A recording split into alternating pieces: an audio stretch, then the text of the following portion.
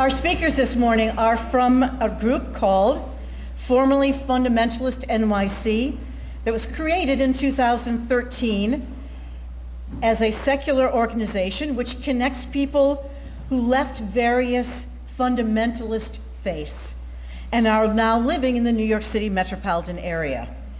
They provide a welcoming environment for friendship and support and are open to all ex-fundamentalists who reject stifling dogma and embrace personal and intellectual freedom. So they'll be coming up one at a time in alphabetical order. And Hannah, you and I have met before. Where is she? There you are, Hannah. You're coming. Oh, I thought we were going in alphabetical order, Todd. Okay, thank you. Okay, so Hannah Abbasi is a New York City public school teacher who grew up Pentecostal Christian and converted to Salafi Islam in high school, then to Shia Islam in college, and now identifies as a secular Muslim and is co-founder of ANAS, an organization for secular humanists from Muslim backgrounds. And we met your friend and colleague Janan a few months ago, so come on up. So you might want to bring this down a little bit. You can adjust that. Adjust like this? You can adjust the height. Mm-hmm. Or the podium.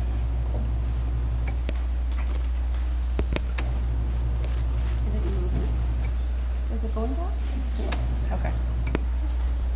Good morning. Can everyone hear me okay? Great. So thank you for inviting me to speak today. I feel very honored to be here to speak to you all. So to start off with, we only have 5 minutes, and so with that, it's very difficult to tell one's life journey and story.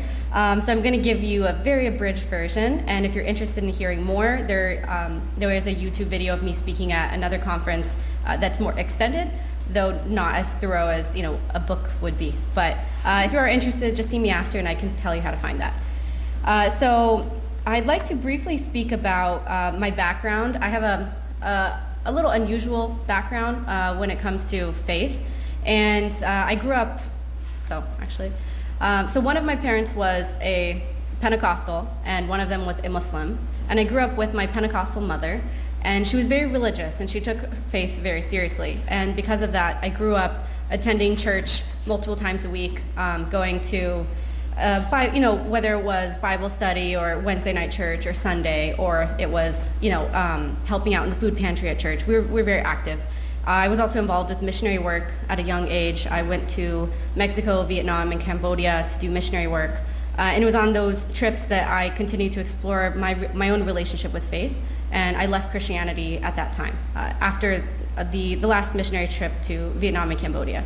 I'm not going to spend too much time talking about that because I embraced Islam just a couple years later, and I was Muslim for a very religious Muslim for the very important years of my life. So that's the connection. I have a much stronger connection at this point as an adult with Islam than I do with Christianity. But with that said, I do have half my family is Christian, half of them are Muslim. So when I became Muslim, I entered into a very focused and particular way of viewing religion. And I'm not sure if many of you have heard of Salafi Islam, but Salafi, or sometimes called Wahhabi, is the type of Islam you see mostly in Saudi Arabia. And when I first started to learn about Islam, I liked the message that they were sending. And it wasn't just about rules, it was this bigger picture about embracing what God wants for you in your life. And I came from a very rigid background anyway when it came to rules and how you follow what God tells you. And so it didn't seem very foreign. It seemed comfortable actually. So I kind of launched head on into Salafi Islam. And it wasn't until I got to college that I started to meet people who really had a different opinion than I did. And I started to explore more, learn more about Islamic history and evidence for why people had different beliefs. And that's when I embraced Shia Islam. So I became Ithna Ashari Shia, which is sometimes called 12-verse Shia. It's the type of Shia you see in Iran. After graduating from college, I went on to study in Hausa, which is an Islamic seminary in Iran. And as I continued to get older and meet more people, I started to question the rigidity I had in my faith, and wondering if one can really know what the truth is. So after a short time, I realized that I didn't want to stay in Hausa. If I stayed in Hausa, it would be dedicating my life to a cause that I wasn't really sure about. And I found myself at the same turning point that I found when I was smuggling Bibles into Vietnam at the age of 13. So at that turning point, I decided this is probably not where I want to go, and I need to take some time to figure that out. So I left Iran, I left the Hausa, and I came to New York. And in this year, that first year here, I got to meet people. Oh, I have like 1 minute left. I'm gonna speed this up. Long story short, I continued to question my faith. I went on to study in Lebanon at another Hausa that was connected to the one in Iran. I only stayed there a short while before I made an official decision about my faith, and then I moved on to the next place. And I lived in Egypt for a year and a half following that. But no longer as a religious person, but just kind of seeing how I could fit into society as this new person I was trying to create. So a couple more things I wanted to discuss. There's so much to say, and it's unfortunate that we don't have too much time, but I wanted to talk about the challenges for secular and ex-Muslims. One of the biggest challenges that we have is safety, and that comes from not only governments that enforce apostasy and blasphemy laws, but also sometimes our own families. And this is especially important for people from Muslim backgrounds, because leaving Islam is, you can have the death penalty in I believe 13 different countries, and most of those are Muslim countries. And so there are also many people who speak out about religion in Muslim countries, and it can lead to a lot of danger for them.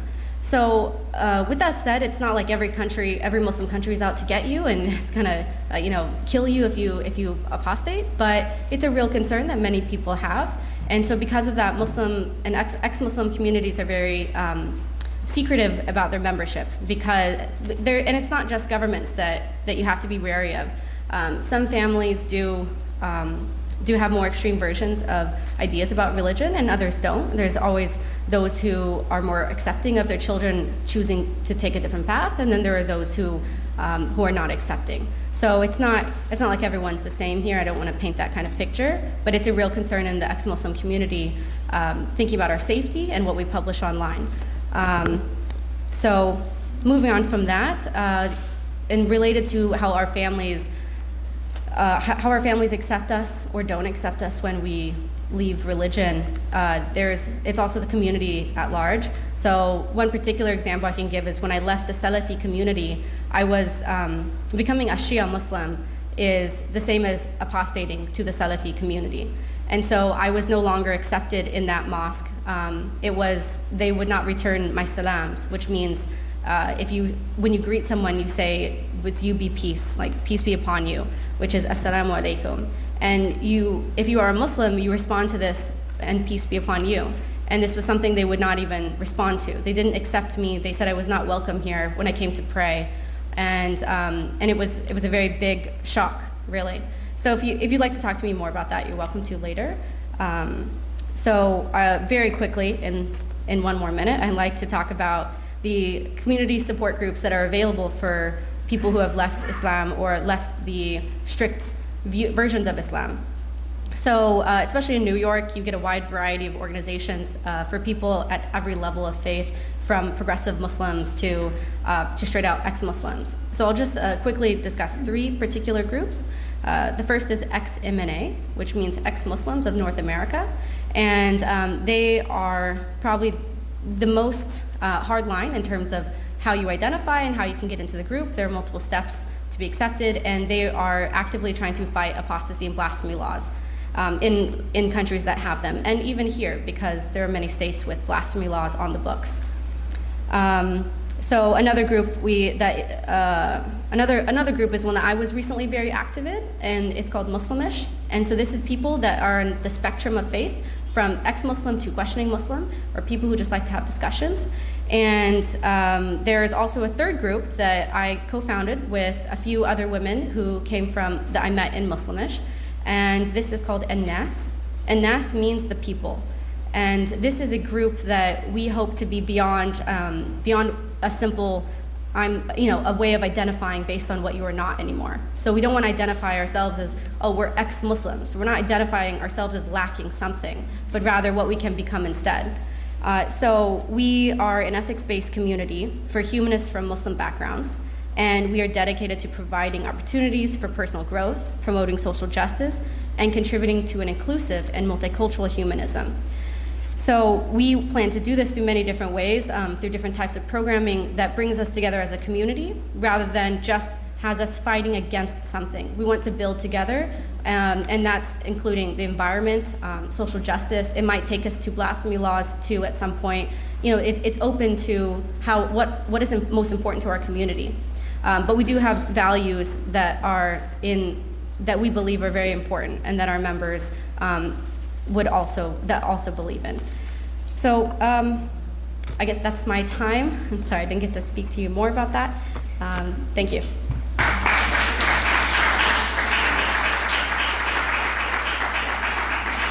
Thank you, Hannah. Our next speaker is Angel Outlet. Yes. Very good. An ordained Christian minister, following experiences in Catholicism and Pentecostalism, became a fundamentalist Protestant preacher. I'll let you say the rest. Come on up.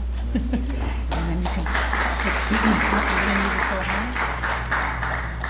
As high as perfect. Thank you. Hello. Hi, everyone. My name is Angel Ole. I'm from Brooklyn, New York. I was born and raised a Pentecostal / Catholic, very much like the guest speaker who just spoke. As a Pentecostal, you are involved and you are very much part of that community.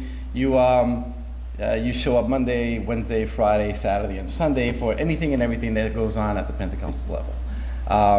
So I was there and indoctrinated as a child, from the very, very beginning. That's just what you do. You go to church and nothing else, and you help. And as a Catholic, like most Catholics, not highly practicing, but I was divided on both. I didn't know exactly where to go, but I grew up in faith, and ultimately when I got to my teen years, I didn't practice much of anything. But I was still very much a believer. By the time I graduated high school, a friend of mine, his name is Ralph, he invited me to a service with the New York City Church of Christ, also known as the International Churches of Christ, non-denominational Christian church. What was intriguing was I was taken to a Jacob Javits Center service that they were having, and it was all college students, and there was nearly like 2,000 people there, and it was huge. But the big thing was not necessarily the numbers. It was everybody had a notebook next to their Bible, and you were expected to take notes. And to me, that was unique. That was very unique, all right, and impressive. And immediately, because I'm studious, I'm a historian. I study ancient history and archaeology. So that to me was, okay, wow, this is the real deal. These people must know what they're talking about. So I've gone through a few Bible studies with them here and there, and they enticed me with information. They gave me history that attached itself to their biblical beliefs, and it became more real to me. It became tangible. I always wanted to use that word. I did it. I'm happy. So yeah, it became tangible. I used it twice. And so I dove in headstrong, very, very hardcore. And I studied the scriptures every single day. I memorized passages, and very quickly I started to rise up in the ranks. So they put me into the teen ministry. From the teen ministry, another year came by, I was in the singles ministry. From the singles ministry, I was in the college singles ministry. And then by age 26, I was head of a church. I became a minister and had my own church services happening in Queens, and it was an active service of about 200 members or so. And it was active because they were there. It was 200 members or so were constantly coming.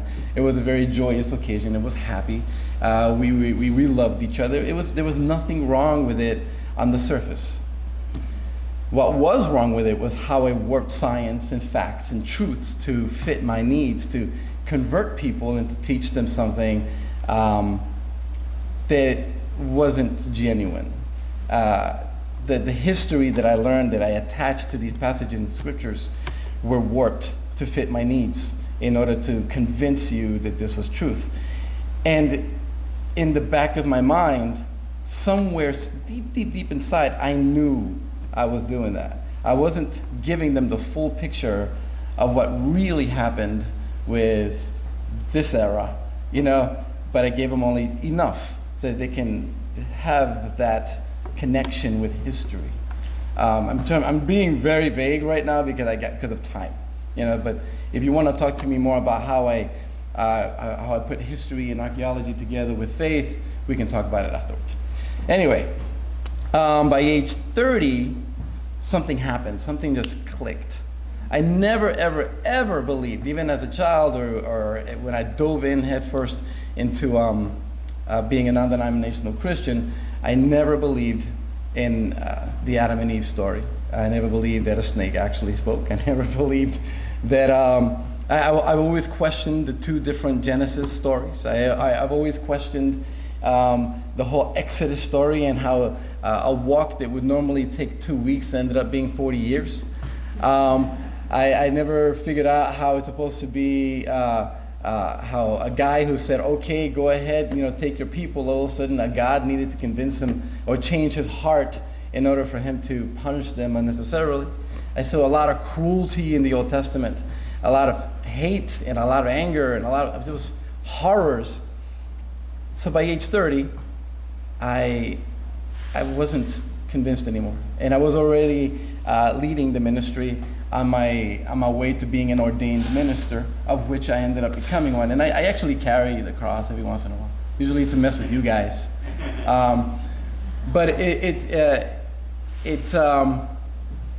I went to the leadership, to conclude here, I went to the leadership and I told them, look, I don't want to be in the head anymore. I want to sit in the back in the pew. I need to reassess my faith and my heart. And that was hard for them to accept. And they were like, no, you just need to keep doing what you're doing, just keep praying. And I was like, I don't think praying is really doing the job right now. So I told them, okay, I just need to sit in the back. And they kept fighting me about this. And I was like, okay, let me just not go. Let me just not go. I actually read a book called Siddhartha. Who's familiar with Siddhartha? Oh my God, you guys have so many hands. That was surprising to me. I expected to explain it to you guys. So Siddhartha Gautama is the natural birth name of Buddha, right? And the story is not religious in any way. It's pretty much the story of a guy who's going through his journey and eventually realizing that he needs to find his own place. And in finding his own place, all of a sudden a myth was created about him. So I wanted to be that guy. I needed to leave altogether. So, unfortunately, that meant I needed to leave my wife at the time and my child, who was a year old. And so I left my faith, my family. I went on this journey. Oh my God, I'm getting emotional. I didn't expect that. I went on a journey that was painful. It was painful because these people who claimed to be my friends and were, diehard, and they loved me and they worshiped me, and I was like something of a celebrity, and everywhere I went it was nothing but flowers and food and love and invitations. All of a sudden they wouldn't pick up the phone. They shunned me, and I was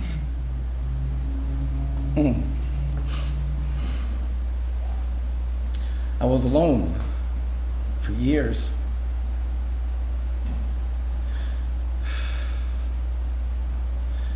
So at age 35, 5 years later, alone, I couldn't relate to you guys.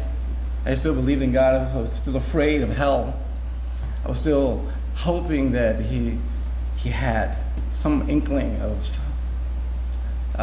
love for me, that he wouldn't send me to hell. I tried going back.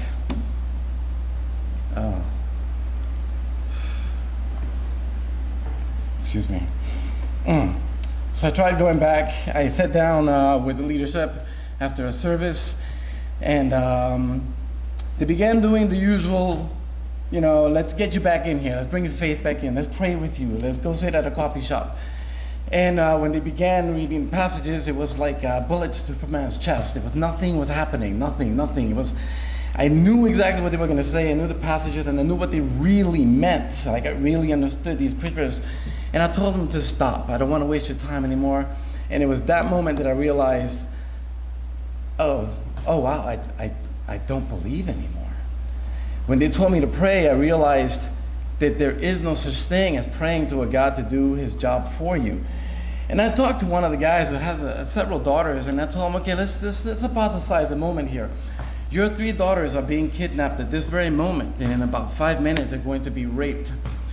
Pray. Would you pray and believe that God, do you believe that God's going to take care of them right now in this very moment? And this was all happening in real time.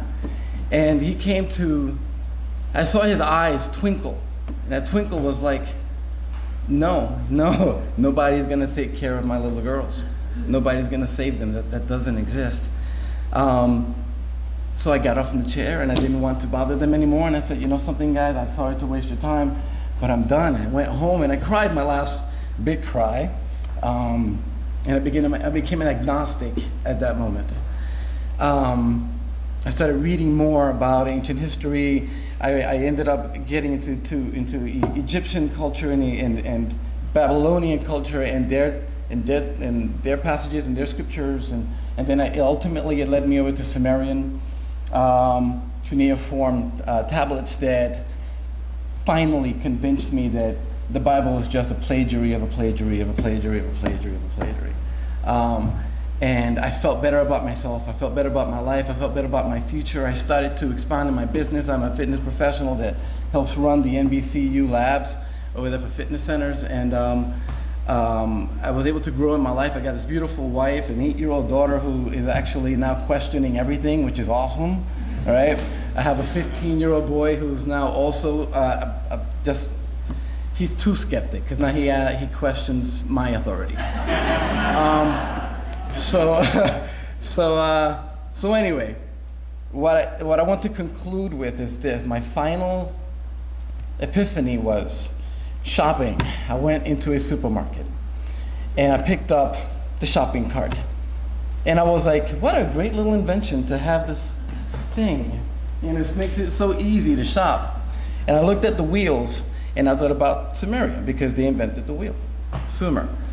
It's like, shoot, they invented the wheel, and somebody else invented the screws, and somebody else put the joints together, and then the structure was put by somebody else, and then then I started looking around the whole supermarket, and I was like, the food got here because the truck was invented, and somebody put gasoline together and figured out how it works in an engine, but somebody put the engine together and the pistons, and I looked at the food around me, and somebody was with a farmer, and somebody put that cow, where it needs to be, and grew the food, and it became I can't see a supermarket the same way anymore. A supermarket to me now is like a museum of us and what we've done to take care of each other. And so now every time I sit in front of my food, I thank people, I thank humanity, I thank you for being so genius as to take care of my needs. Okay, we have a microphone that can be heard at the end of the room because of you, because of humanity. Your chair, what you're sitting on right now, is thousands of years of mankind taking care of each other. So at the end of the day, there isn't no spiritual being or some invisible, pot in the sky who can, answer our calls. At the end of the day, all you need to do is reach out to the left and to the right of us, and there's somebody there who's going to catch our tears. Somebody there who's going to hold us our hands or yell at us and tell us, get your ass up and go to work and do what you got to do. At the end of the day, we are our encouragement, and we are our strength. And so, I want to conclude by saying thank you. Thank you, each and every one of you, for helping me to be the man that I am, and for your ancestors and their ancestors. Thank you very much, guys.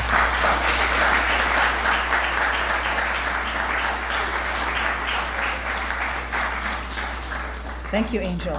Our next speaker is Tora Bontrager, whose story has been featured on MTV, HuffPost, and elsewhere. Raised traditional Amish and growing up without electricity or speaking English as a second language. So let's hear some more. Okay. I think you can adjust this. Hi, everyone. So I'm Tora Bontrager, and I just want to say thank you so much, Todd, for inviting me to speak, and also thank you, New York Society for Ethical Culture, for giving us this opportunity. As was mentioned before, I was born and raised traditional Amish. I speak English as a second language. I grew up with no electricity, no TV, no radio, no internet, no cars. And up until the age of 10, no running hot water and no indoor bathroom. At age 15, I literally escaped in the middle of the night with only what I could carry, the clothes on my back and $170 in my pocket.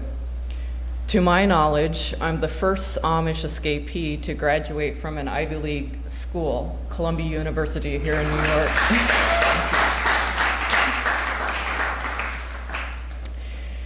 I'm the oldest of 11 kids, and I have no contact at all with any of my siblings or birth parents today.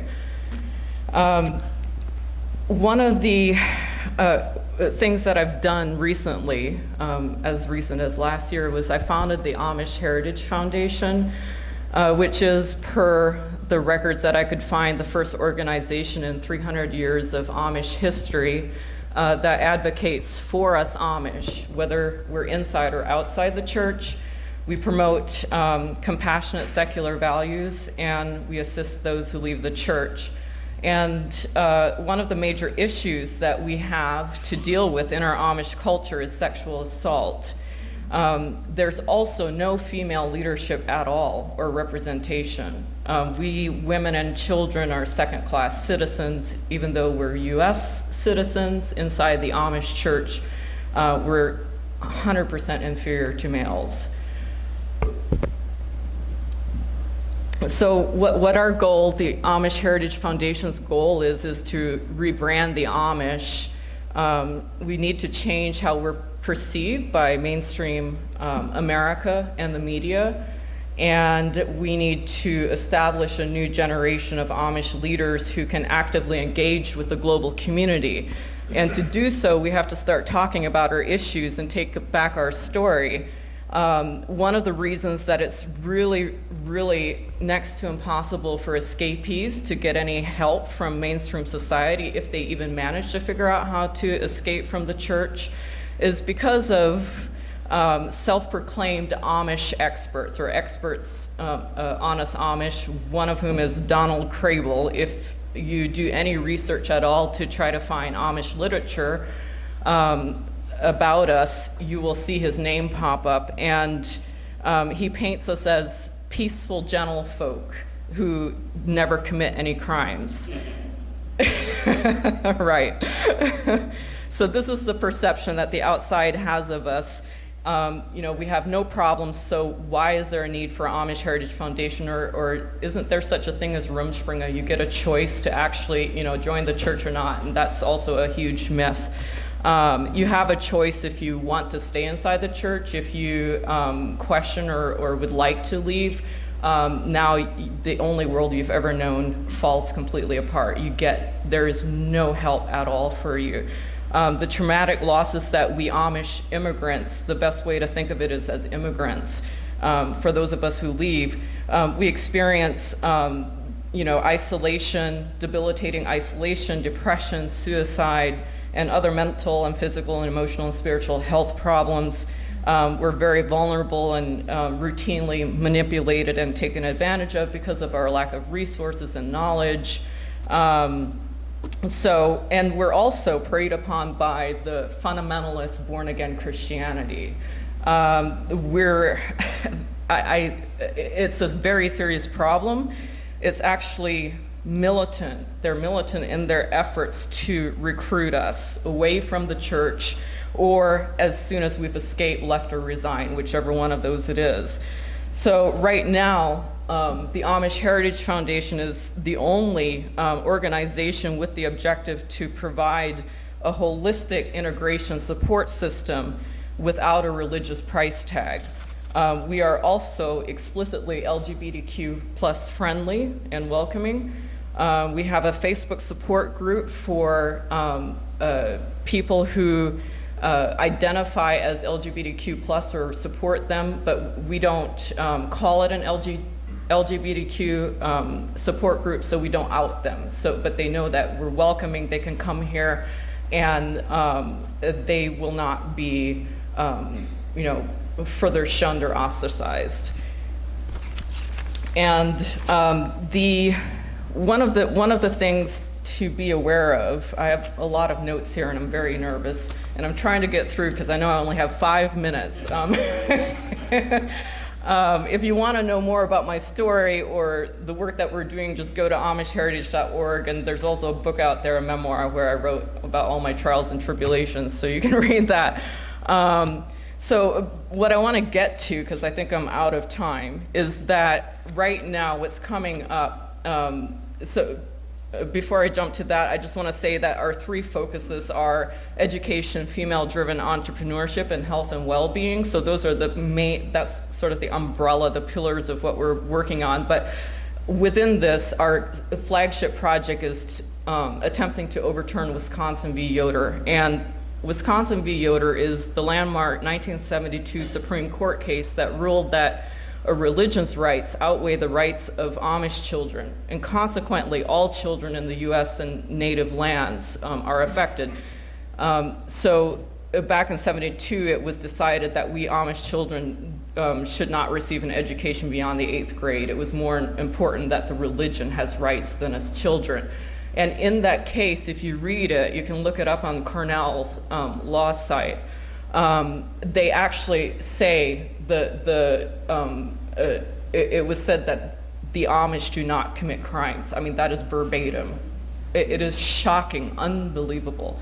So this is what I'm doing this summer. In fact, on Thursday, I'm hitting the road all summer long on a 30-state summer media tour, wherever there are Amish communities, talking to the press, holding press conferences, and looking for the ideal plaintiff to help us overturn. So there's a couple strategies that we have, but we're going to try to find the ideal plaintiff this summer. So, thank you.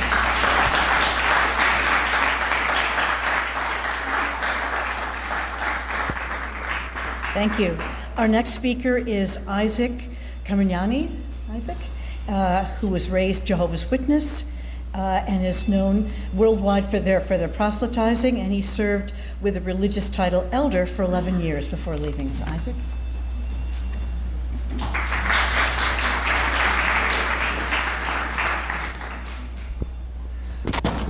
Thank you very much for having me, and Anne for introducing me. Thank you. So I have to say, first of all, Angel's story, wow. I mean, that was just so moving. And I open with that because your story is mine, basically. It's what I went through with some minor changes. And one reason why I'm here, and one reason why, as my friend Todd Kadish will speak more to later, why I'm a part of formerly Fundamentalist, is because of the shared story that we have. I have shared with what Hannah spoke to, what Angel spoke to, and what Torah spoke to. I was raised as a Jehovah's Witness. 41 years ago, actually 2 days ago, 41 years ago, I was baptized at the age of 11, so now you know my age as well, if you do the math. But I was baptized at the age of 11, and I say that because that is so key to understanding what the problem is with the group known as Jehovah's Witnesses. At 11 years of age, you don't know much of anything, right? But here you have to dedicate your life forevermore to a deity. And what that really means is you're dedicating it to the organization Jehovah's Witnesses. And so all of your choices after that are predicated by a decision you made at the age of 11. So think about how abusive that is. 11 years of my life I spent as an elder, which is basically the highest rank that you can achieve in the sect or the group Jehovah's Witnesses, or as I now think of them, as a cult. And to be an elder, you are kind of like Angel was. You're part of the leadership of a congregation, and I had a congregation in Astoria, Queens, that I was a leader in. But that position, which I achieved at the age of 28 years of age, motivated me to read the Bible and to read it in a way to test my beliefs. Now, I knew that there were a lot of people who felt Jehovah's Witnesses did not follow the Bible strictly, even though Jehovah's Witnesses think that they do. And so I decided to tap into a program that Jehovah's Witnesses have to read the Bible every 3 years from cover to cover. And to do that, but to do it a little bit differently than Jehovah's Witnesses do. And that is to read it as a primary source without necessarily going and reading the books that are printed by the Jehovah's Witness organization. Now, I did decide that I would read commentaries, Vine's, Matthew Henry's, whatever is out there, to see what the scholars are saying, figuring that, truth is truth and I don't have anything to fear. Well, needless to say, that changed everything. Mm-hmm.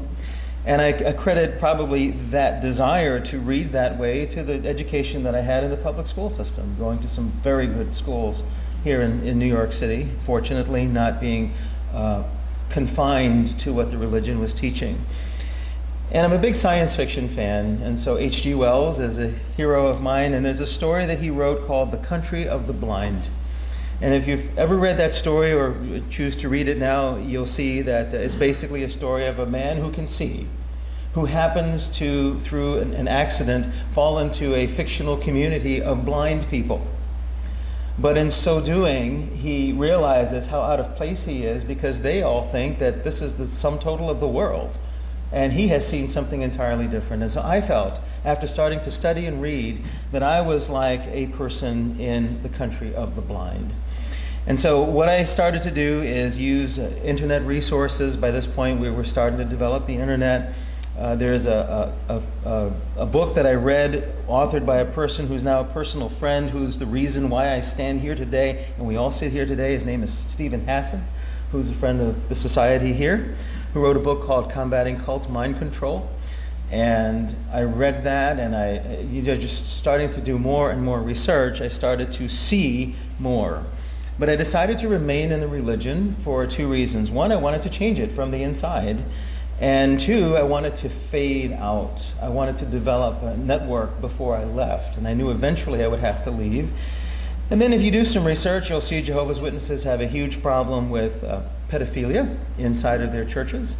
And so therefore, having a 10-year-old daughter, I kind of was concerned about that. So I wanted to get my family out. However, I was set up to be expelled by people around me. It's very hard to be vocal and have a position like an elder. And so then I had to leave. But while I was in, I developed networks. I tried to parlay the skills that I had as a Jehovah's Witness, as a public speaker, as being able to interact with people, to develop a new life. I tapped into stabilizing factors. My job, my career has not changed. Friends that I developed then, I still have. So I, kept those stabilizing forces. I want to conclude just by saying I was very moved by Maggie Detterman's vocals today. And that song, Johnny Nash's song, I Can See Clearly Now. One of the things that I'm very much interested in is empowering people to see clearly. But I just want to say in conclusion, if you are struggling, or if you know someone who is struggling with belief, with rigidity, with fundamentalism, know that there are resources and there is hope. For the skies are always clear if you can fly above the clouds. Thank you.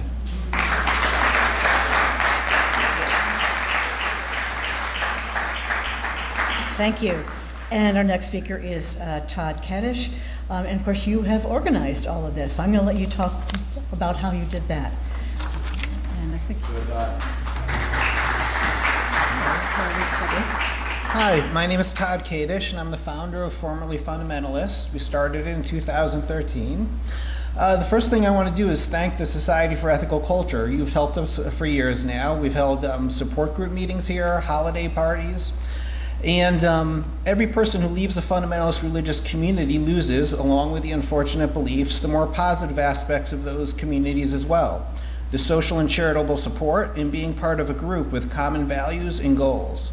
I've always been impressed with the way that SEC has provided all of those things and more to a secular community. And I also wanted to thank Ian and Maggie for putting this together, also David for the music. The Orthodox Jewish services I used to go to were nothing like this, but I really wish they had been. So, my own story is that I was raised in a non-Orthodox Jewish household in an area of suburban Connecticut where there were no other Orthodox Jews. My entire family, enticed by misleading Orthodox outreach materials is what they call them. They have outreach professionals is what they call the people who distribute these materials. They were turned on to Orthodox Judaism, and they became what's called a modern Orthodox Jew. Modern Orthodox Jews attempt to reconcile continued fundamentalist beliefs in the origins of the Torah and a strict adherence to Jewish law with what they consider to be the better parts of modern culture. Some people just say it's an oxymoron. It took many years for me to realize that my belief system was based on faulty evidence and that my family's decisions were based as much in psychological and emotional factors as on that faulty evidence. My joke about my own story is that my family needed therapy, not orthodoxy. When I finally left modern Orthodox Judaism, I lost some friends, but I did retain others, and I was not formally shunned. I quickly learned that is not the case for many others who leave more extreme fundamentalist faiths, including people who leave more extreme strands of Orthodox Judaism. The extent to which ex-members are shunned by many groups, from fundamentalist Muslim sects to the Jehovah's Witnesses, is enraging and frightening. Many who are shunned lose their own families and closest friends, with communities sometimes even working to prevent ex-religious parents from having contact with their own children. On top of all of that, those who leave some religious groups, such as certain Hasidic sects and the Amish, face challenges when they try to enter secular society due to their limited and oftentimes poor educations and lack of exposure to the outside world.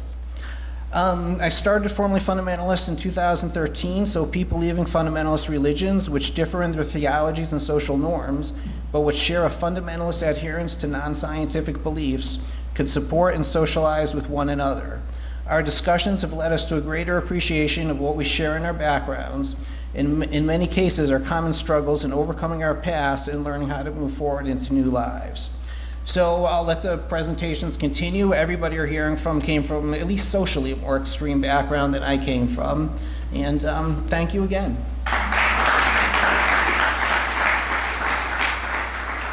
Okay, our final two speakers are Misha Nicole and Jean Steinberg, who are ex-Mormons. And full disclosure, I grew up in Palmyra, New York. That for those of you who don't know, that's where Mormonism began.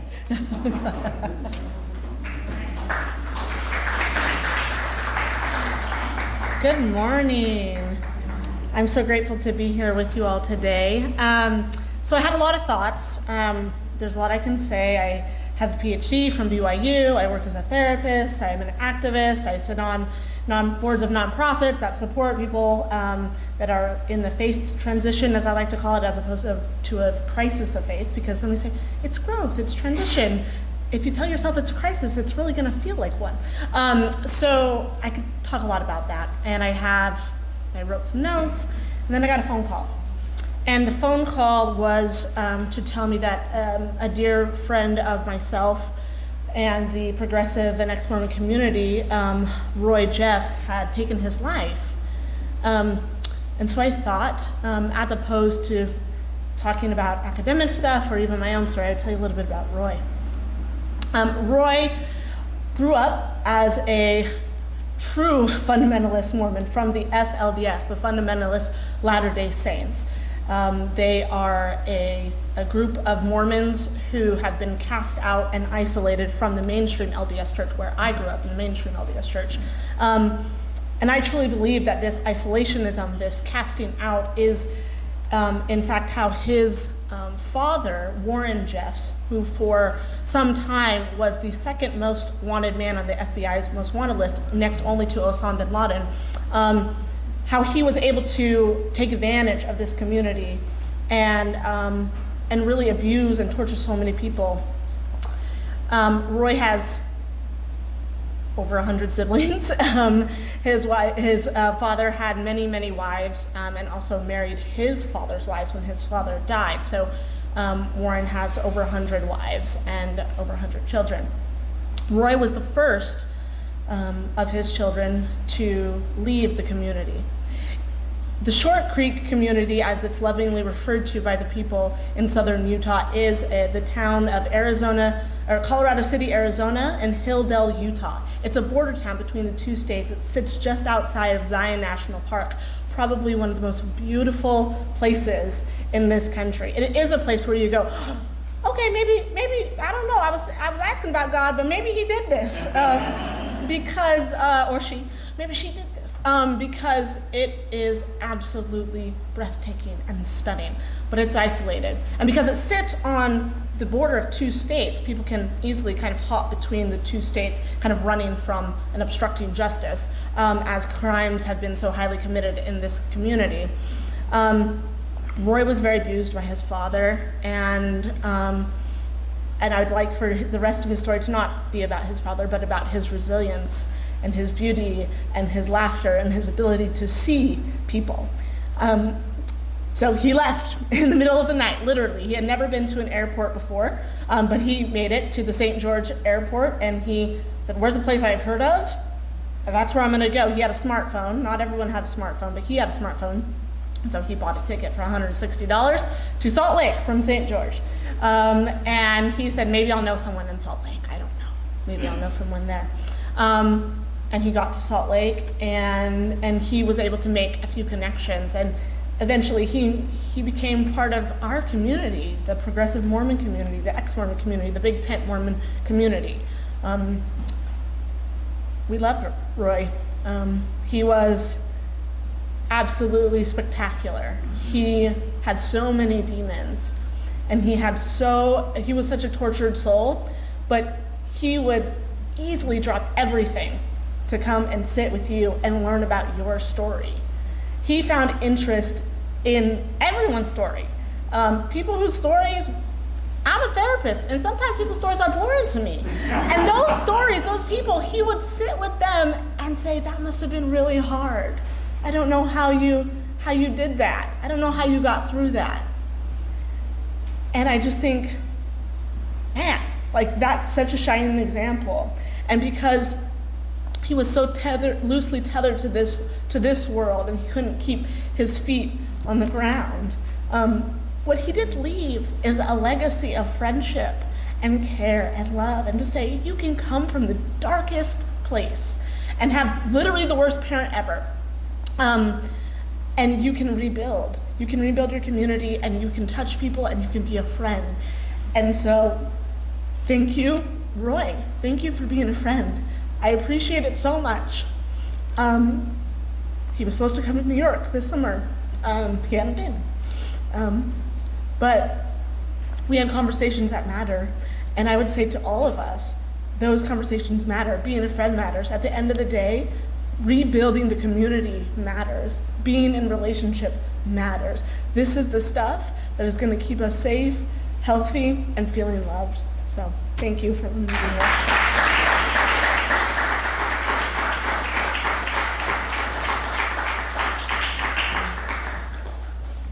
And is Jean Sniper here or no? Yeah. Oh, there you are.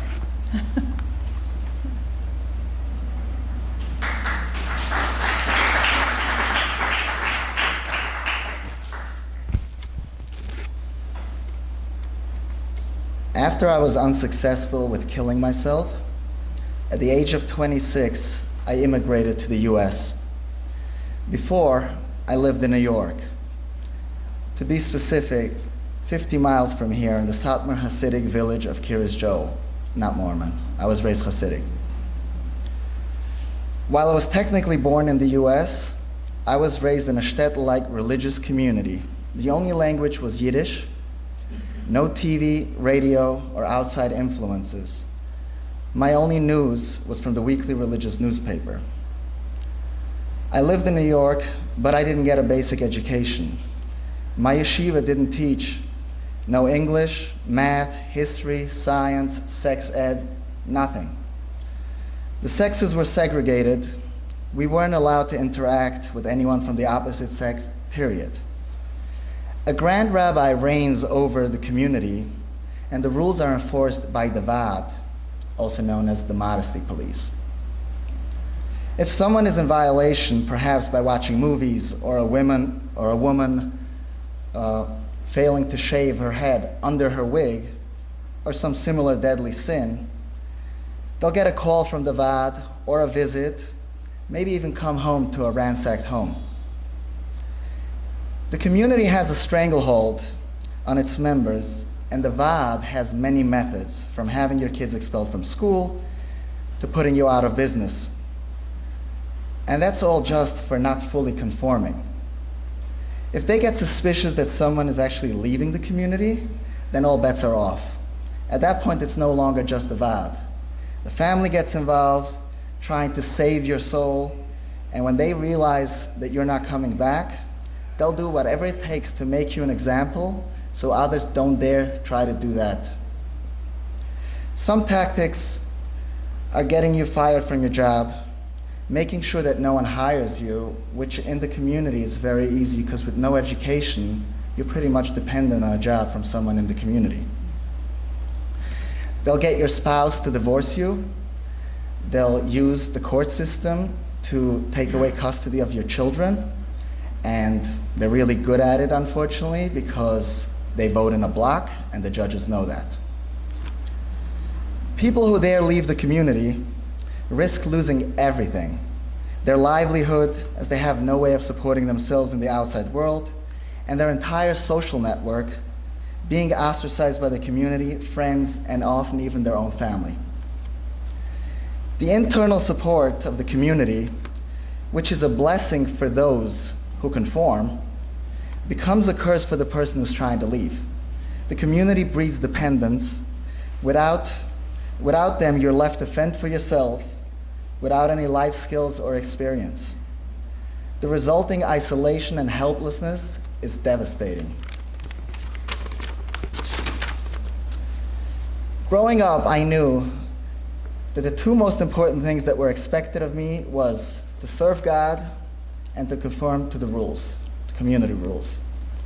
I was supposed to get married at the age of 18 and have 10 kids, or if I was blessed as my mom, then 13.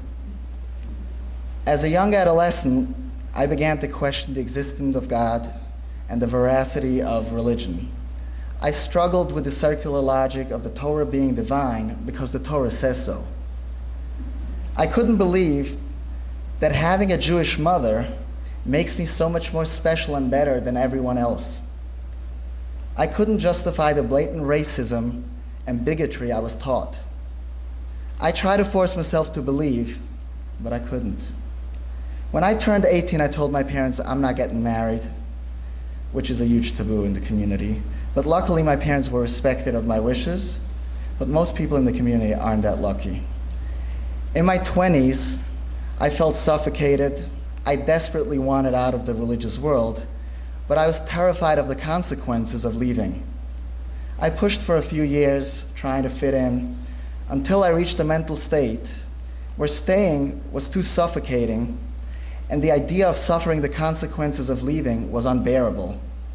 So I decided to pray one last time, and I said, "Dear God, if you exist, please don't let me wake up." And then I followed through with my attempt of suicide. 18 hours later, I woke up angry. I was very angry, and for the first time, I cursed God. I planned on trying to do it again, but eventually I realized that I didn't want to die. I just didn't want to live a life that wasn't my own. I decided to seek help. I got a therapist, something that is still extremely taboo in the community. And I promised myself that if I ever make it out alive, that I'm going to do everything within my power to help others. Thanks to no God, I made it out alive. And I'm following through on my promise. After I left, I volunteered for a great organization, Footsteps. They've been around since '03 and are the largest resource in this space. They're a social service agency for formerly Orthodox Jews. From helping people go to school to support groups and social workers, their service supports people navigating the challenges of leaving the Orthodox community. In 2012, I founded Freedom to address the following needs. First and foremost, social. At Freedom, our members find a warm and welcoming community where they develop friendships, a sense of belonging and acceptance that helps them rebuild what they have lost. Exposure to culture. We provide a platform for members to explore common cultural experiences that they were deprived due to their upbringing. Education on societal norms. The difference in social norms between the religious community and the outside world can often be mistaken as rudeness. At Freedom, we foster a judgment-free atmosphere where members support each other and feel supported and feel comfortable to question, to take risks, and to gain confidence in navigating mainstream society. We have since grown to over 1,100 members in a dozen cities in the US and Canada. Freedom hosts 160 events annually, ranging from trying ethnic food, museums, and theater, to larger events such as holiday parties and camping trips. We also hosted a prom for 100 adults who missed out on that experience. It was a full-on fledged, authentic prom, except we officially had alcohol. This July, we're going to host our first annual festival. We're calling it Freedom Festival or Fry Fest, where we'll be able to celebrate our personal freedom together. Freedom helps our members thrive in mainstream society, and it often saves lives. If you'd like to support the work that we do, please visit our website at freedom.org, and feel free to talk to me during lunch. I'm gonna hang around, because we believe that no one should feel like an immigrant in their own country, and no one should ever feel like death is a better option than living a free life. Thank you.